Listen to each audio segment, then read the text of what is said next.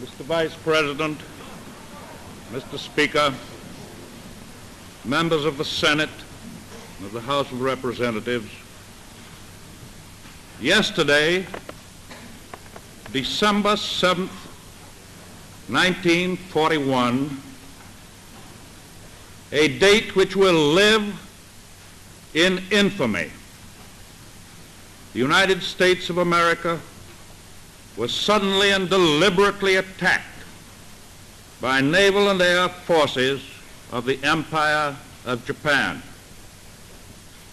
The United States was at peace with that nation, and at the solicitation of Japan was still in conversation with its government and its emperor, looking toward the maintenance of peace in the Pacific. The attack yesterday on the Hawaiian Islands has caused severe damage to American naval and military forces. I regret to tell you that very many American lives have been lost. In addition, American ships have been reported torpedoed on the high seas between San Francisco and Honolulu. As Commander-in-Chief of the Army and Navy, I have directed that all measures be taken for our defense, but always will our whole nation remember the character of the onslaught against us, no matter how long it may take us to overcome this premeditated invasion. The American people in their righteous might will win through to absolute victory.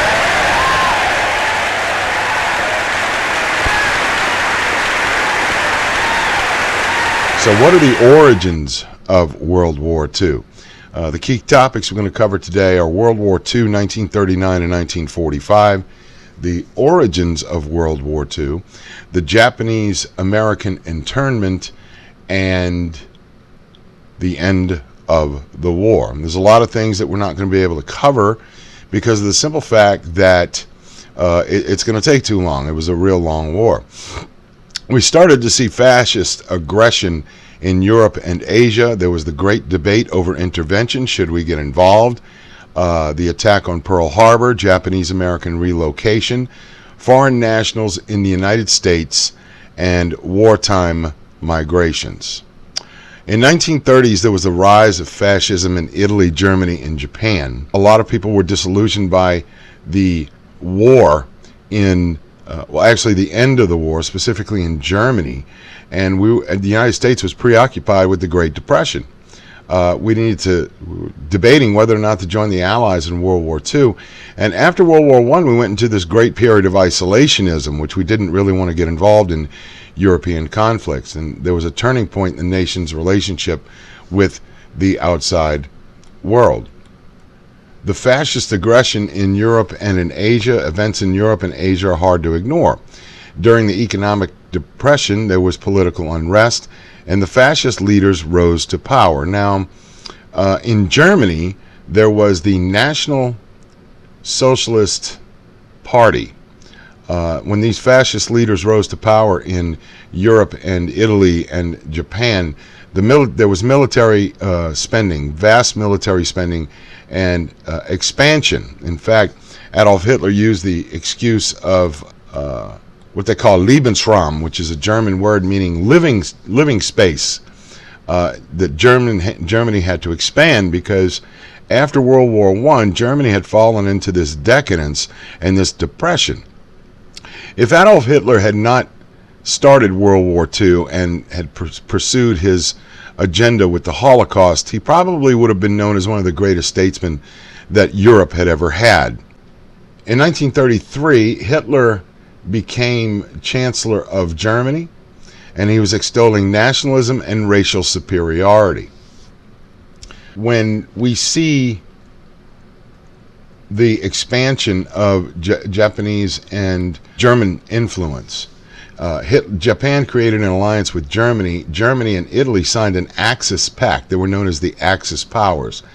And Hitler and Mussolini extended aid to General Franco during the Spanish Civil War. Now, the Nazi Party came to power in 1933. Hitler became the Chancellor of Germany, and after 1934, after the death of President Hindenburg, he became known as the Führer, which is leader. That's what it means. The Jews were blamed for economic woes, and also hostilities were toward homosexuals, communists, and anything that was considered un-German. Adolf Hitler and the Nazi Party vowed to unite all German-speaking peoples into a new empire called the Third Reich. The First Reich was during Charlemagne. The Second Reich was during Kaiser Wilhelm II, and now the Third Reich. The fascists began to expand. In 1935, Italy invades Ethiopia. Of course, that wasn't much of a victory because Ethiopia had nothing. There's nothing there. It's just sand. And Italy wanted to demonstrate to Germany that they could do it as well. In 1936, Germany occupies the Rhineland based on this principle of Lebensraum, living room. And the Rhineland was the industrial area of Germany. In 1938, Germany annexed Austria and demanded the Sudetenland. Sudetenland had become part of Czechoslovakia after World War I. There was the Munich Agreement, which was made between France, England, and Germany, where Hitler would not demand any more territory at this time. Germany could take the Sudetenland if they agreed not to seek any more territory, and this was what was known as appeasement. Now, appeasement does not work. It didn't work with Adolf Hitler. It doesn't work with a lot of world leaders because they're very, very selfish. Neville Chamberlain, the Prime Minister of Great Britain, came home with a document signed by Adolf Hitler stating that he wouldn't seek any more territory after the Sudetenland. Well, the document was null and void. It was worthless because of the simple fact that Hitler never intended to keep any promises. In 1939, Hitler invaded Poland, and Stalin and Hitler signed a non-aggression pact. The Soviet Union assisted in the invasion of Poland coming from the east. That was a violation of the Munich Agreement. In Spain was going through a civil war, and Germany aided Franco. The Soviet Union aided the Republicans. These were the people that were fighting against Franco. The Spanish Civil War went from 1936 to 1939, and the United States maintained neutrality. They did not get involved. However, there were large numbers of writers and intellectuals that championed the Spanish government. They had what they call Abraham Lincoln Brigades, who volunteered to join international forces to fight against France. In 1939, Madrid fell to Franco, and he assumed power. In 1940, Germany sweeps through Europe, Denmark, Norway, Holland, Luxembourg, and France, and then Hitler turned his eyes toward Great Britain. And this was known as the Battle of Britain. They bombed London, the Germans bombed London, and they raided air bases and nearly destroyed the Royal Air Force. Now, Japan begins their expansion between 1931 and 1932. They occupy Manchuria, which was a province of China, and they renamed it Manchukuo. And in 1933, the League of Nations, which had been organized since World War I, which was an idea of Woodrow Wilson, condemned the Japanese, but the Japanese walked out of the League of Nations and therefore were no longer a member of it, which means that because the League of Nations didn't have a military force that could back up any resolutions that they had, they couldn't do anything. So they didn't have any teeth, in other words. So in 1940, Japan joins the Axis alliance and invades the French colony of Indochina. But what I want to do is I want to back up to 1937. Japan had invaded another Chinese province known as Nanking. And in Nanking, they committed the most horrible of atrocities. They would behead people. They would use people for rifle target practice and samurai sword target practice. And they were raping women between the ages of 8 and 80. And this was kind of kept silent for a long time until a book came out in the early 2000s by a lady by the name of Iris Chang, who wrote in-depthly about the what she called the rape of Nanking. And unfortunately, because she had gotten so emotionally involved in it, because she was Chinese herself, she wound up committing suicide in the early 2000s. Now, there was a great debate over the intervention, whether the United States should get involved. And most Americans wanted to stay out of the war. It's only 20 some odd years removed from the 22 years removed from World War I, and we had suffered great losses in World War I. Not as much as France and Great Britain and Germany, but we still suffered losses. In the Neutrality Acts of 1935, 1936, and 1937, it outlawed arms sales or loans to nations at war, and it forbade Americans from traveling on ships of belligerent powers. Now, FDR interpreted the acts, reinterpreted acts to aid China. There was a technicality. Neither side had officially declared war, and he offered loans to the Chinese.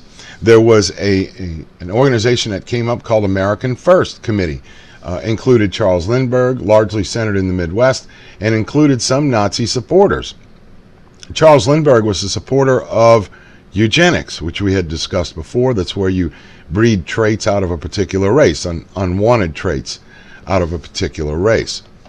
Public opinion begins to shift because France is occupied by the Germans in 1940 and England is bombed. Now, FDR gives a freedom speech in January of 1941 where he says freedom of speech, of worship, from want, and from fear. Again, the only thing we have to fear is fear itself. And he pledged his support for England. They came up with the Lend-Lease Act, which basically traded warships for permission to have naval bases around the globe in British territories or former British colonies. Lend, not sell munitions to the Allies. In June of 1941, Hitler reneged on his agreement with the Soviet Union and Joseph Stalin and invaded the Soviet Union. Now, if Hitler had read his history properly, he would know you cannot attack the Soviet Union in the winter time because the people are used to it there. And he came up with there were a lot of problems, and eventually he would lose in the Soviet Union. The Atlantic Charter was signed. Winston Churchill, who was the new prime minister after Neville Chamberlain, and FDR signed it off the coast of Newfoundland. And it was policy for after the war. The United States and Britain sought no new territories. The people should be able to form their own governments. There was international free trade and navigation, and the issues of the colonies were not solved. That was one of the problems that they had, was that it wasn't solved. In the election of 1940, Franklin Delano Roosevelt won again. He was the only president in United States history to win 4 terms, although he would die at the beginning of his 4th term, and we'll get to that a little bit later. Now, let me state one thing here as well. When the Japanese decided on their expansion, which was given under a theory that they came up with called the Greater East Asia Co-Prosperity Sphere, the Japanese sought to bring other Asian peoples under their sphere of influence. And what happened was, the reason why Japan was becoming so militaristic was that after World War I, at the treaty, at Paris peace talks in 1919, they approached Woodrow Wilson with a resolution that they wanted to include in the Treaty of Versailles, which would treat Asians equally to whites. Woodrow Wilson, being the racist that he was, declined, and the Japanese delegation went home. That's strike one. Strike two is in 1922 at the Washington Naval Conference, which we spoke of before. The Japanese were limited to building certain ships. And they kept asking, well, why do we have to do that and nobody else does? Because it was France, Great Britain, and Great Britain and the United States and Japan, and there was another country that was there, and Japan was the one that was limited. Okay, Strike 2. Strike 3 came in a couple of phases. Number one, after the Japanese invaded Manchuria in 1931, the United States decided that they were going to kind of like tacitly ask for an embargo against rubber and steel and oil so that the war machine couldn't move any further. And by 1937, the United States and Japan were talking about, peaceful means. But what was going on truly is because of the embargo that was placed against the Japanese, they were running out of materials to continue their war machine. So what they did was they said, okay, we've got to get rid of this stranglehold on the supplies that we need. How are we going to do it?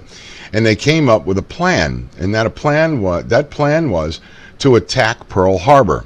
The U.S. fleet was stationed there. The tensions between the United States and Japan began to rise, and there's a U.S. presence in the Pacific to deter Japan. FDR froze Japanese assets, and he wanted to bring Japan to the bargaining table. Normally, if you were someone who had common sense or any type of logic, that's what you'd do. You'd go to the bargaining table, but Japan didn't. Japanese aircraft carriers were dispatched to within 250 miles northeast of Pearl Harbor in November of 1941. The U.S. intelligence broke the codes, but they did not realize that the Japanese intended to strike Hawaii. The attack on Pearl Harbor, the United States was surprised on December 7th. Most of the U.S. Pacific Fleet was destroyed, but luckily we had 3 aircraft carriers that were out at sea that hadn't joined the fleet in the harbor yet. So that was kind of a saving grace, even though we were weakened substantially by that attack. 2,323 American service personnel were dead, and the U.S. base in the Philippines was attacked. You saw the speech where Franklin Delano Roosevelt was saying that, it's a date which will live in infamy. We were trying to seek peace with the Japanese, and all of a sudden they turned around and do this. So on December 8th, by unanimous vote, Congress voted to declare war against Japan.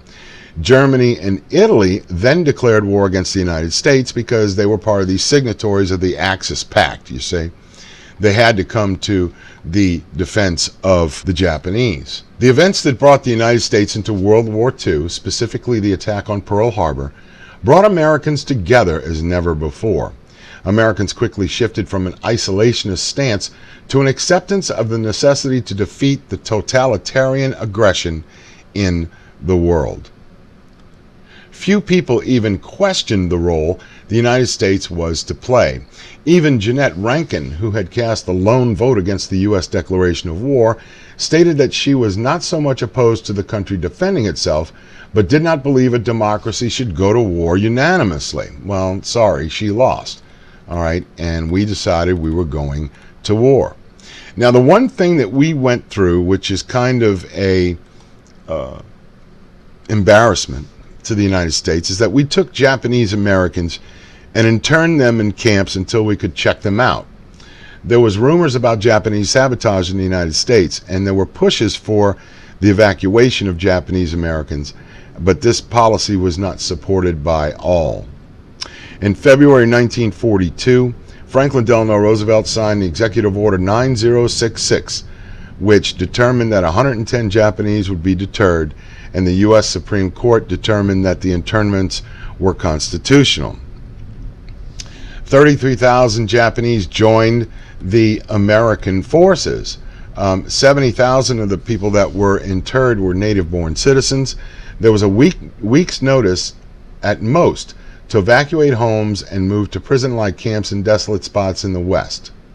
They lost their property. Their property was seized. In 1988, Congress awarded restitution payments of $20,000 to each of the 60,000 surviving internees. Like I said, the U.S. Supreme Court determined that the internments were constitutional. 33,000 Japanese joined U.S. forces, and they made up a unit called the 442nd Regimental Combat Team. They fought mainly in Africa and Italy because we didn't want them going to war in the Pacific land forces because they would then be mistaken for the enemy. The knowledge of the Japanese language was critical in translating documents in the Pacific Campaign. Now, we started to look at foreign nationals in the United States in 1940. The Smith Act was aimed at Germans and Italians, and you had to register, you had to get fingerprinted, or you would get deported. All right, some relocated and some were incarcerated. There were wartime migrations. The wartime industry brought migrants to cities. The cities got overcrowded, and there was a housing shortage. African Americans and whites came north. The immigrants. The Chinese Exclusion Act was repealed, and there was an alliance with China against Japan. So now we were fighting with China against Japan. Migrants were eligible to become citizens. The Bracero program brought Mexicans to farms. Okay, now what is a Bracero? The definition is Mexican nationals working in the United States in low-wage jobs as part of a temporary work program between 1942 and 1964. The Bracero program was established by an executive agreement between the presidents of Mexico and the United States, providing Mexican agricultural labor in the Southwest and the Pacific Northwest. Now we got to move to total war, is what we're going to talk about. The Holocaust, the war in Europe, and the war in the Pacific. Early on, when the United States joined the war, and there was a meeting with Winston Churchill, Franklin Delano Roosevelt and Churchill agreed that Germany had to be defeated first.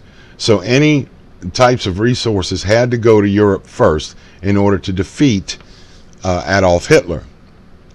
Total war. World War II was two wars, one in Europe and one in the Pacific.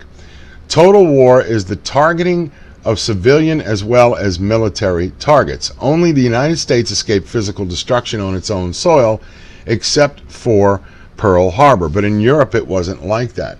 In Europe, whole cities were destroyed.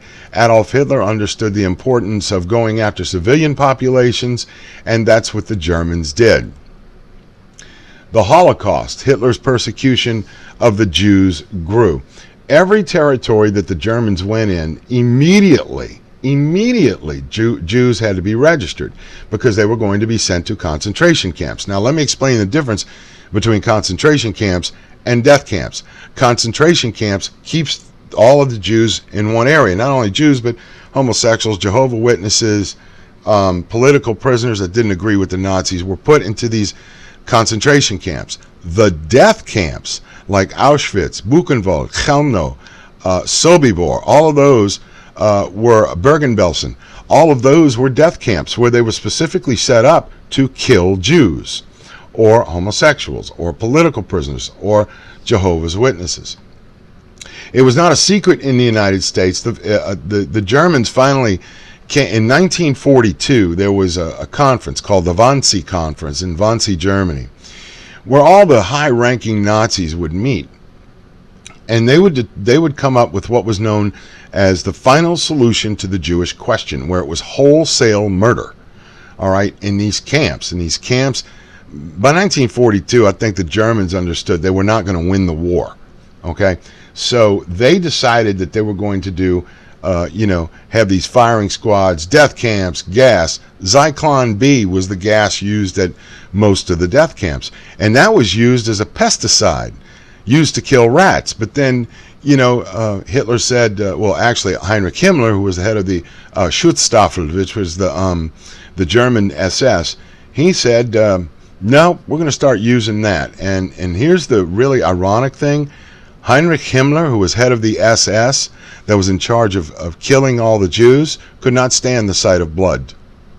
And he was a chicken farmer before the war, believe it or not, rises to that. It was not a secret in the U.S., and American Jewish groups pressured FDR to get involved.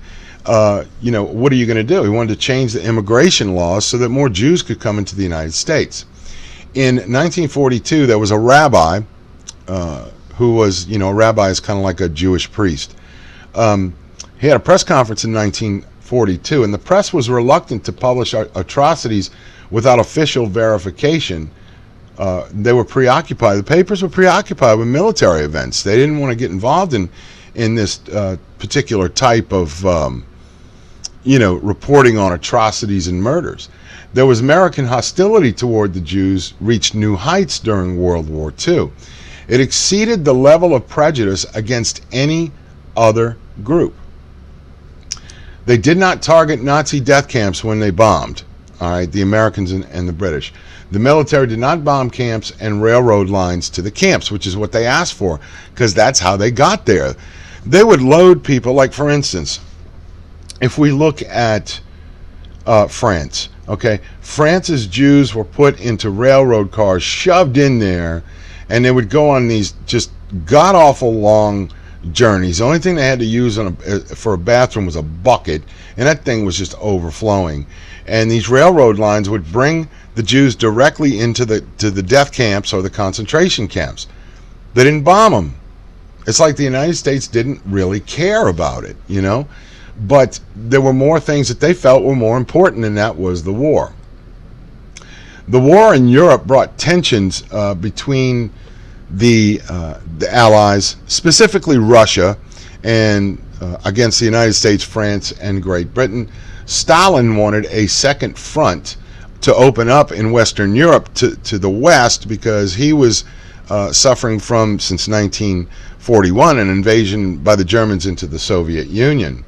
Germany invaded the Soviet Union in June 1941 in violation of the Non-Aggression Pact, and Stalin wanted to divert the Nazis toward the West to relieve pressure on the Soviets. In May 1942, Roosevelt assured Joseph Stalin, who was the leader of communist Russia, that the U.S. would support an invasion across the English Channel, but Churchill wanted it to go to North Africa. In one of the telltale battles of World War II at Stalingrad, the Soviet Union prevailed single-handedly from August 1942 to January 1943, and this was a turning point in the war. Why was it? Because the Germans were solidly defeated. One whole section of their army, I think it was over 300,000 men, surrendered.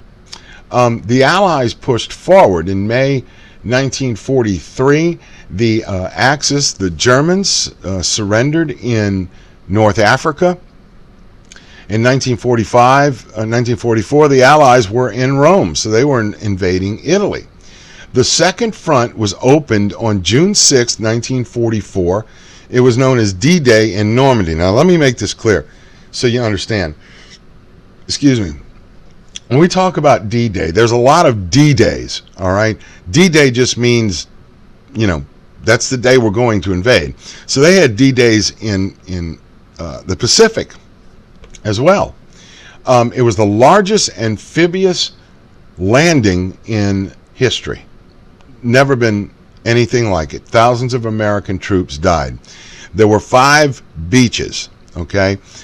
There was Gold, Juneau, Sword, Omaha, and Utah. Gold and Juneau and Sword were British and Canadian invasions. Omaha and Utah were the Americans. Now, it was the longest part of the English Channel, because the Germans suspected the invasion was going to come at Calais, which was the more narrower distance to where the Allies could invade from southern England. But the invasion was a success, even though the United States and Great Britain, the United States took heavy casualties at Omaha Beach.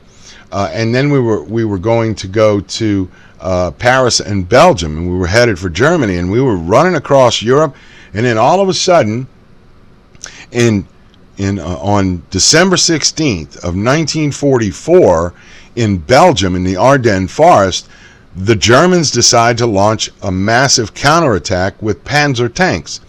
Now, I wrote a book in 2016. It was called Echoes of Valor, and one of the gentlemen that I interviewed happened to be at the Battle of the Bulge. His name was Angelo Spinato, and he got peppered all the time with shrapnel. The Germans were just pushing.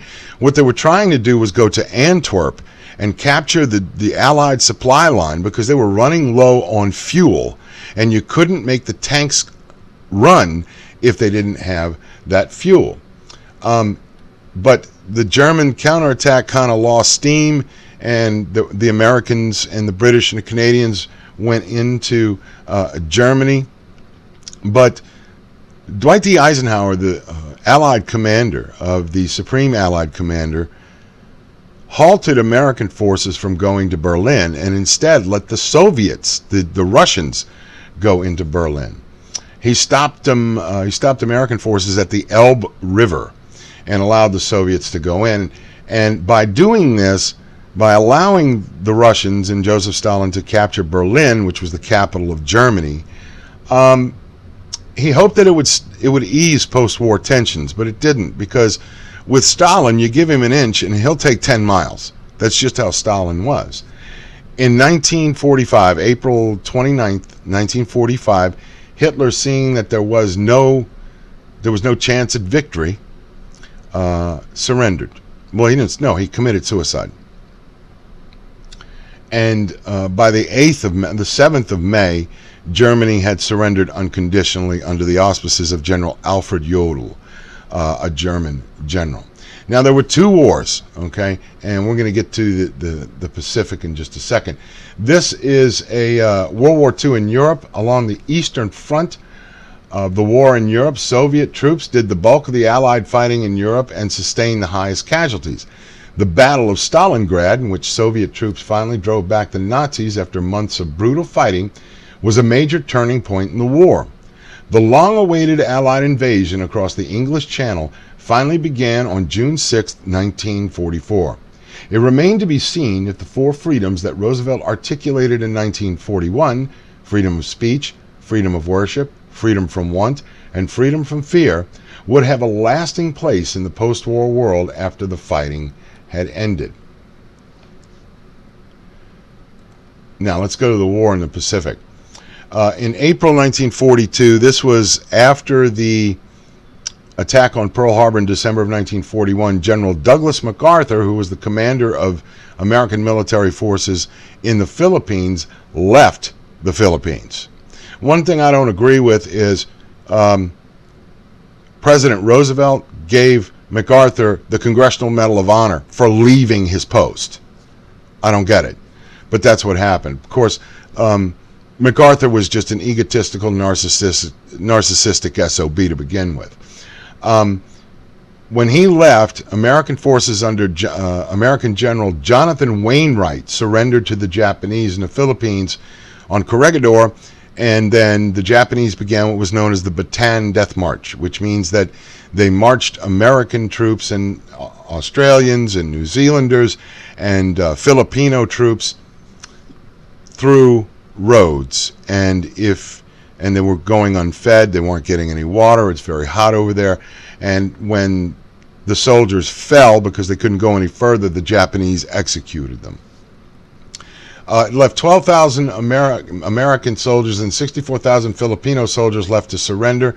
They were marched to a prisoner of war camp, and the Japanese beat and brutally tortured them and shot the sick and starving troops. Now, you got 12,000 and 64,000. That's 76,000 troops.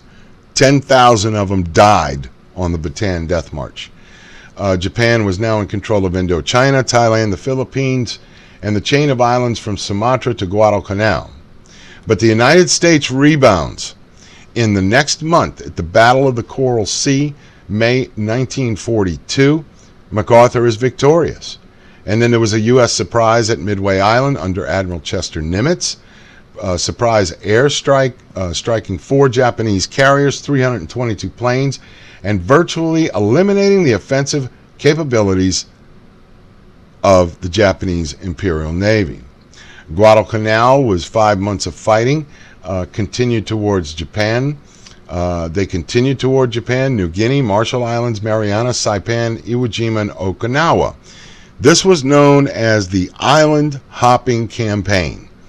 All right, and what it would do is you'd invade, you'd assault one island, but you'd leave one in your flank that still had Japanese troops on it. Why? Because you're cutting off the supplies to a chain of islands. And it worked. It really worked. There was also the Navajo Code Talkers. Now, I'm going to state this as a fact. Without them, we wouldn't have won the war in the Pacific. The Japanese could not crack the code. All right? They couldn't understand the language. Now, before the war, Germany was looking at making a code out of the Navajo code talkers, but they didn't actually perfect it. It used to transmit sensitive radio messages. The all-Navajo 382nd Platoon of the U.S. Marine Corps. Now, we have a few of them that recently died over the last few years, and it was the key to many military maneuvers. Racism and savagery on both sides in the Pacific. Japanese leaders believed in their racial superiority over whites. They tortured prisoners of war and civilians, and they tested biological weapons and conducted medical experiments on live subjects. They forced the Chinese and Korean women into slavery. They were known as comfort women, and they were shipped back to Japan. U.S. troops also had racial hostility. They often killed the enemy rather than take prisoners, and they desecrated the enemy dead. You know, war is not a very pleasant business. We've seen that all the time.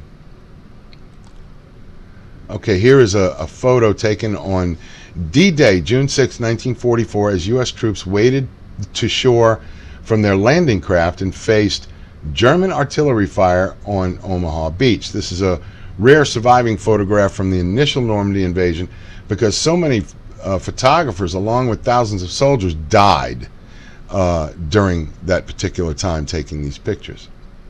Now, this is World War II in the Pacific. During World War II, the Japanese occupied vast territories in Asia and the Pacific. The Battle of Midway in 1942 was the first major victory for the United States in the Pacific and helped turn the tide of the war in favor of the Allies. This is a photograph of a mushroom cloud over the Japanese city of Nagasaki on August 9th, 1945, and we'll get to that very soon. This is a family pictured here where thousands of loyal citizens of Japanese ancestry were removed from their homes on the West Coast and relocated to internment camps. Here, the Hirano family, George, Hisa, and Yazbe, left to right, pose at the Colorado River Relocation Center in Poston, Arizona.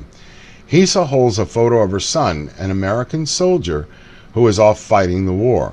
Even as the Japanese-American soldiers fought against a racist foe abroad, the U.S. Supreme Court upheld the conviction of U.S.-born Fred Korematsu, who defied a relocation order requiring him to submit to a forced move away from his Oakland, California home. This is one of the things that we need to be embarrassed about when we talk about World War II and Japanese internment.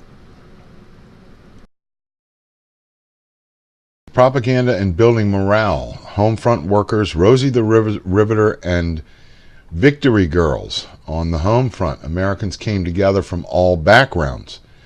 There were opportunities for women and the disabled. There was full employment, but there was high taxes. There were profit guarantees and low-cost labor. And Roosevelt was reelected for a fourth term in 1944. Franklin Roosevelt beat Thomas E. Dewey in looks like a landslide, 53.5 to 46%. Now, the Office of War Information made pitches with the media. They made movies, radio programs, publications, and posters, and they encouraged defense of the American way of life, American exceptionalism. There was work in the war industries, enlist in the armed forces, that's how you could do it, and purchase war bonds. Government censorship of war's realities. There were no badly wounded soldiers or mutilated bodies in newspapers or newsreels. Okay, there were new possibilities for workers and others. Disabled workers needed for particular skills. The deaf worked in tire factories that became defense plants. And the blind had sensitive hearing. It was useful for hearing approaching planes. Workers' earnings rose about 70%.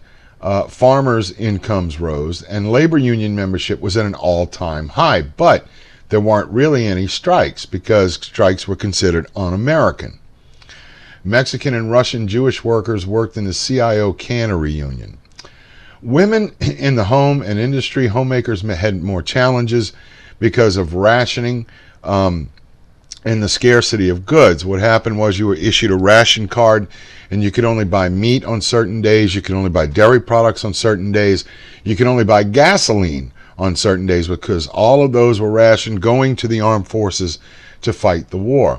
And of course, there was the women in home and in the industry. A lot of times women left their homes when their husbands went to war, and they worked in factories, taking the jobs that men usually had. Rosie the Riveter, there was industrial work, and there was also the Wax and the Waves. Those are the Women's Army Corps and the Women's Auxiliary. It has to do with the Navy. It's Waves. There was a new sexuality for women in what they called the Victory Girls, but there was a rise in venereal disease. Homosexuals served, but in secret. They faced punishment if discovered, and what they called them queer stockades, and there were psychiatric wards because it was considered a mental illness at that time. This is 8 American presidents elected following World War II were veterans of the war.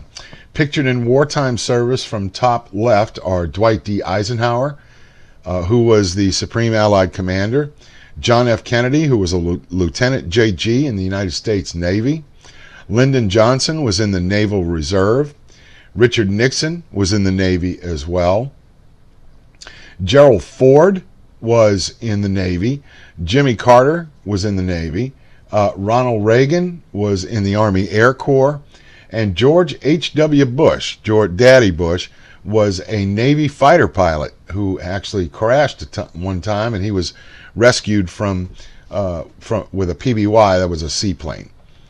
But they did serve in World War II.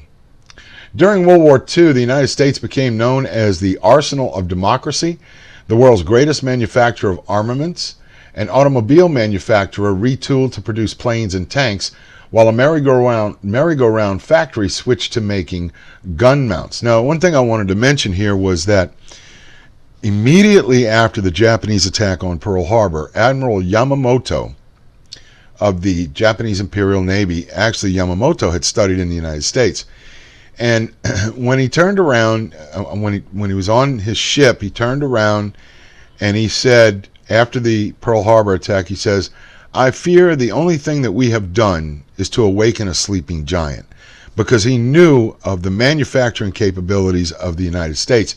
And by 1943-44, it was in full swing. An alliance formed between the defense industry and the military, with the 10 largest defense industries receiving over 30% of the dollar total of all defense contracts. World War II literally ended unemployment. There was a real shift in the distribution of U.S. income, the only real shift in the 20th century, as the bottom fifth of workers' wages rose by 68%, and the size of the middle class doubled. Okay, now there were racial tensions at home. War demonstrated the extent of racial hatred. The U.S. government showed official indifference. Anti-Semitism, that's anti-Jewish sentiment, continued. Nazi policies discredited racial and ethnic prejudice. It forced Americans to confront racism in the United States, and there was a book written called The Races of Mankind. Black efforts to end workplace discrimination. They were excluded from the best-paying jobs in the defense industry. A. Philip Randolph formed the Brotherhood of Sleeping Car Porters in 1937, and it pressured FDR to ban discrimination in the defense industries. With Executive Order 8802, Roosevelt stated he wanted the Fair Employment Practices Commission to be enacted or formed so that there wouldn't be any more discrimination.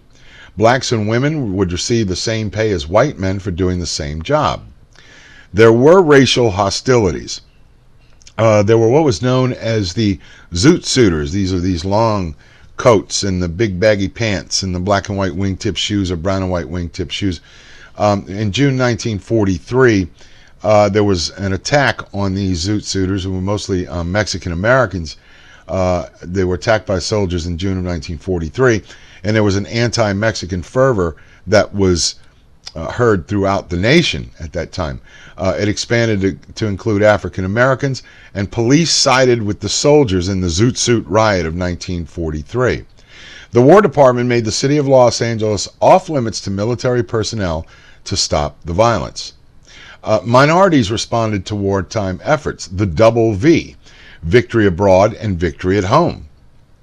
Number of blacks in the military soared, but there were still segregated units. And here's an example. There was a unit known as the 761st Tank Battalion. They were known as the Black Panthers. And normally when white units went into the line, meaning into combat, they were 90 days. After 90 days, they were pulled off the line. The 761st did 183 days of continuous combat before they were pulled off the line. All right? It was very unfair. American Indians, 25,000 of them enlisted, including 800 women. They worked in war industry jobs, and they hoped the wartime economic progress would be permanent, but most did not find permanent jobs, city jobs, until after the war. World War II profoundly changed the political and economic configuration of power around the globe. European colonial empires began to collapse as people throughout the globe agitated for independence. Global awareness also affected the consciousness of American minorities as people of color began to demand full citizenship and civil liberties. And at this particular point, you have people that want an end to this. And this basically ignites the civil rights movement as we know it today. Okay, the end of the war. There were conferences at Yalta in 1945 with Franklin Roosevelt, Winston Churchill, and Joseph Stalin, and they talked about the unconditional surrender of Germany. They would divide Germany into 4 zones of the defeated nations, occupied by Britain, the Soviet Union, the United States, and France. The spheres of influence that fell under Soviet control were in Poland, and Stalin agreed to free elections, but he later reneged on that. Soviets wanted to make sure the countries bordering the Soviet Union would be under Soviet control.